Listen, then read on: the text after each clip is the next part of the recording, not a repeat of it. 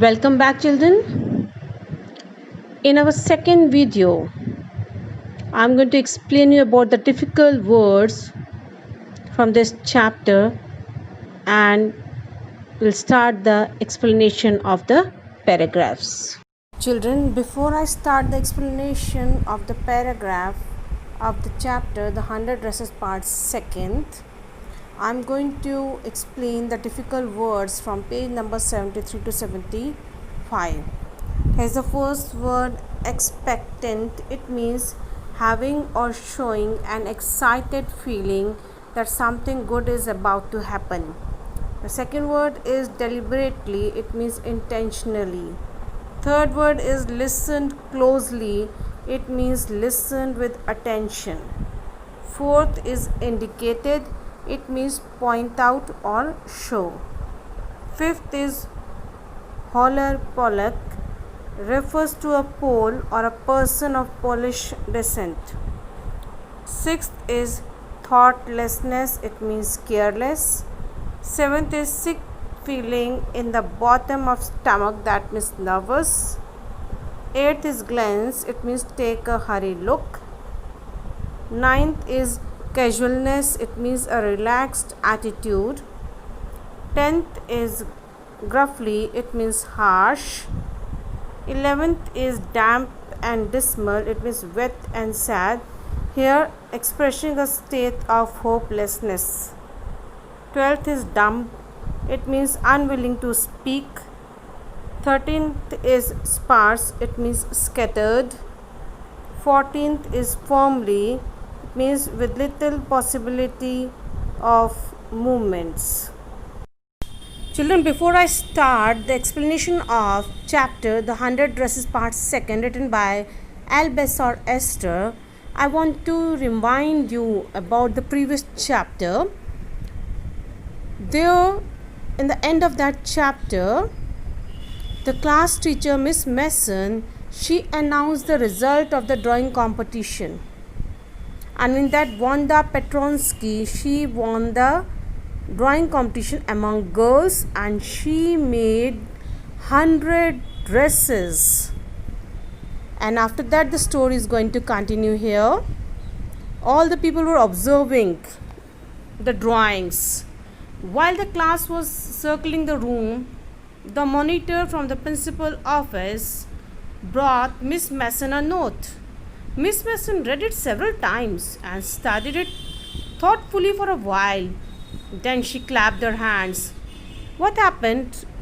Miss Mason, she got a note from the monitor, and the note was brought from the principal office. Miss Mason, she took the note.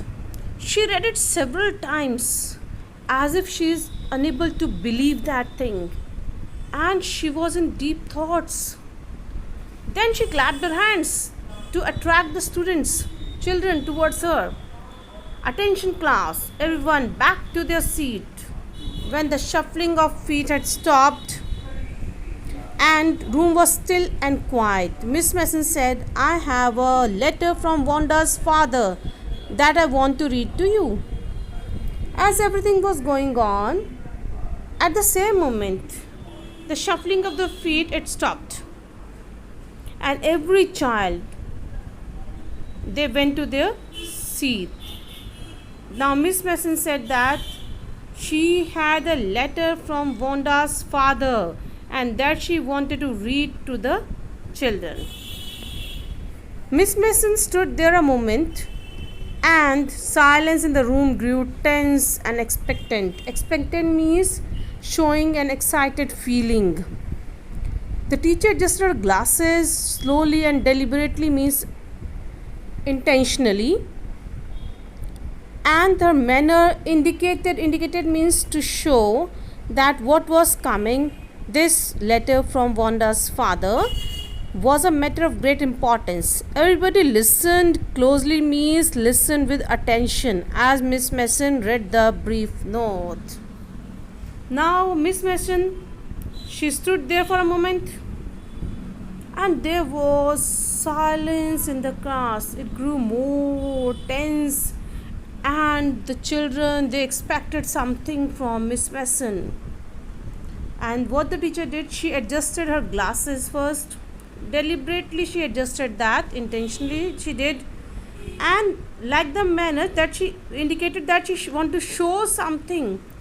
And what was coming? The letter from Wanda's father.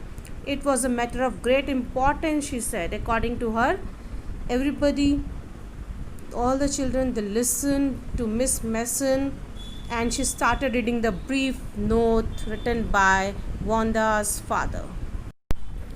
Now look at the letter. It was like this: Dear teacher, my Wanda will not come to your school anymore. Jake also. Now we move away to big city.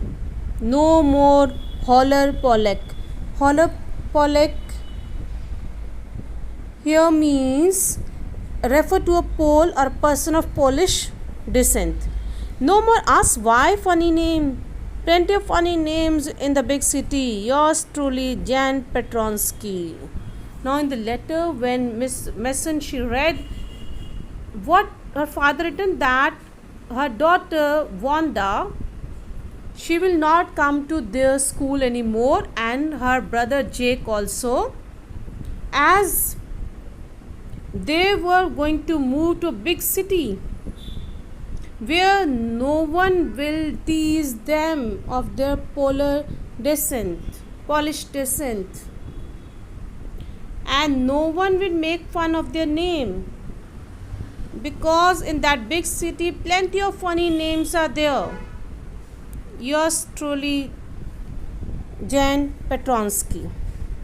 A deep silence met the reading of this letter.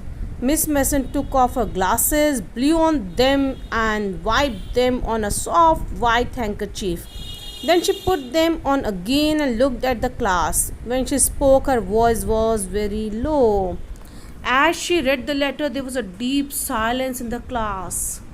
And Miss Mason, what she did, she just took off her glasses, she blew on her glasses, and wiped her glasses with a soft white handkerchief. Then she again put it again, and she looked at the class at that time. And this time, when she was speaking, her voice was very low, means sad voice. I'm sure that none of the boys and girls in room number 13 would purposely and deliberately hurt anyone's feelings, because his or her name had happened to be long unfamiliar one. Then she just made them realize that she was sure that none of the boys and girls from room number 13, they used to sit in room number 13, they purposely or deliberately, intentionally, they have not hurt anyone's feelings, because his or her name happened to be long or unfamiliar one. She wanted that they should realize their mistake. Now Miss Mason continued. She said that I prefer to think that what was said in thoughtlessness. Thoughtlessness means careless way. I know that all of you feel the way I do, that this is a very unfortunate thing to have happened. Unfortunate and sad both, and I want you all to think about it. Now Miss Mason, she became so sad.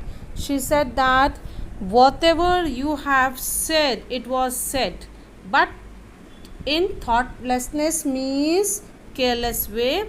And she said that I stands for Miss Mason. She said that I know that all of you feel the way I do. She just said that she made them realize that whatever I am feeling, you are feeling the same way. And really this was very unfortunate thing, that this thing happened in your room number 13. That was unfortunate and sad both. And she wanted that all should think about it, that what they have done. The first period was a study period. Mary tried to prepare her lessons, but she could not put her mind on her work. As Miss Mason, she just said these things, Mary, she lost her concentration, and that the first period was of study period. And Mary, she tried to prepare her lessons, but She couldn't concentrate towards her work. She had a very sick feeling in the bottom of her stomach. That means sick feeling in the bottom of the stomach means nervous. She was nervous. And true, she had not enjoyed listening to Peggy ask Wanda how many dresses she had in her closet, but she had said nothing. She started thinking about that this was the reality. That she didn't enjoy it when Peggy used to ask Wanda how many dresses she had in her closet. But one more thing is that she had not said anything to Peggy. She had stood by silently, and that was just as bad as what Peggy had done. Worse, she was a coward. At least Peggy hadn't considered they were being mean, but Maddie had thought they were doing wrong. She could put herself in Wanda's shoes.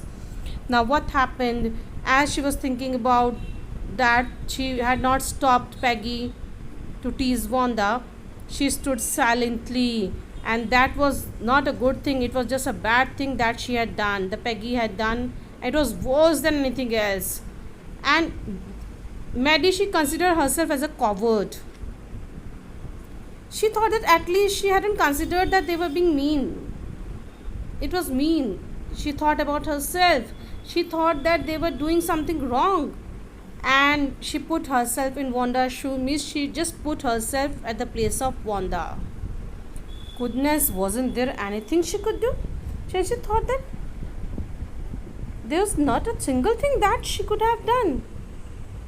Or they could do anything else to stop Wanda going. Children, now here this video ends. In the third video, we are going to do the explanation of the paragraphs. Thank you. Have a nice day.